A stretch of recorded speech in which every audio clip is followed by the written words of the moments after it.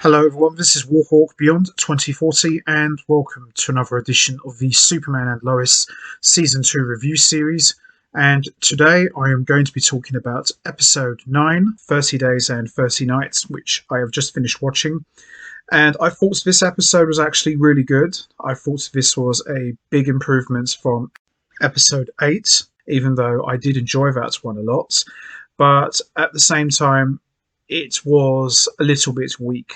But this episode was, I wouldn't necessarily say was a big step up, but I would say it was a big improvement from the last episode. And apart from the first minute and a half of this episode, Superman was largely absent, so this made for a very different kind of episode that we are used to seeing.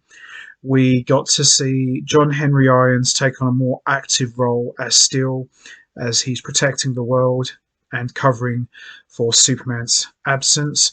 And we also got to see his son Jordan take on a much bigger role than he has done in previous episodes, as he's trying to fill the shoes of his dad and making heroic saves. So this was actually very good. You know, we got to see some of the other characters step forward and take the spotlight. And even though I did miss Superman in this episode a lot, you know, this didn't take away from the fact that this episode was still highly enjoyable. So it also sets up for a very fun and unique episode 10, which I'll get into in a moment. By and large, I quite enjoyed this one a lot.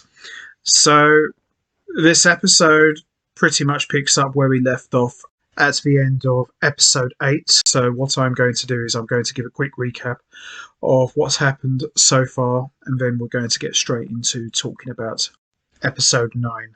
So basically what's happened is Ali has been taken into military custody, and we see that her and her cult are trying to cross over to the other side, to this parallel world called the Inverse.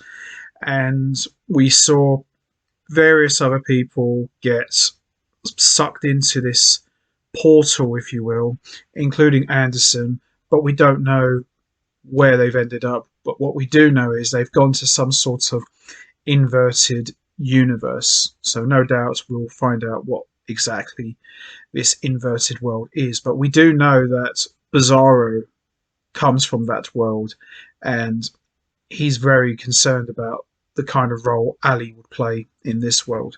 So that's pretty much how episode 8 was left off. And as I said, that episode was okay for what it was. I enjoyed it, but I didn't think it was the strongest of the show. I thought it was a little bit weak, but fast forward to this episode, it picks up in quite a big way. So with that all said, let's get straight into it. Let's talk about episode 9, 30 Days and 30 Nights. So, as I said, this episode picks up where we left off at the end of episode 7. We see Ali is freed from military custody. We see that Lucy Lane has betrayed her dad, Sam Lane, as we saw at the end of episode 8. And we see them go into the Schuster mines, trying to attempt to cross over to the other side into this inverted world. Superman senses this with his super hearing and pursues Ali into the portal, but enters it without wearing a protective suit like Bizarro did when we first saw him. So this episode takes place weeks after Superman's disappearance, and we see Jordan is learning to use his powers better under the tutelage of his grandfather Sam Lane, and this also puts Jordan at loggerheads with his mum Lois Lane as well as her dad Sam Lane. And also we see Lana Lang is running for mayor, and we see that her and Kyle Cushion have more or less split up after Kyle's confessions having an affair. This side of the episode I didn't really care much for, because I kind of felt it was just like a filler, just to waste some time.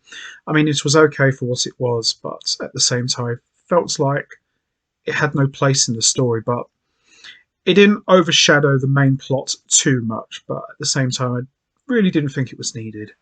So we see Jordan wearing a hoodie, comes to the rescue and puts out a massive fire in Smallville and helps rescue Sarah's dad, Kyle, from the flames. And then we see Steel flying and extinguishes the entire fire.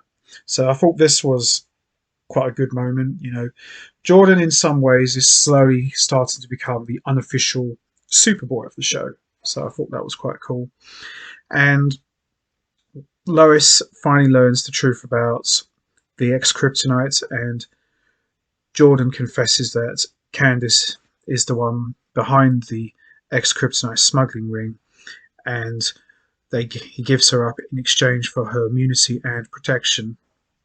And we also see in this episode, it's the anniversary of when John Henry Irons' wife Lois from his world was murdered by the renegade Superman, and we see that Natalie is very upset about that, and she gets angry at John Henry for forgetting about the day that her mum died at the hands of a rogue Superman from their world. But they shortly make up after John Henry shows Natalie a video of her mum giving birth to Natalie and showing her how happy her mum was when she was born. I thought this was a very touching scene, and even I got a little bit teary. But at the same time, it's very interesting to see another version of Lois and what she was like on John Henry's world.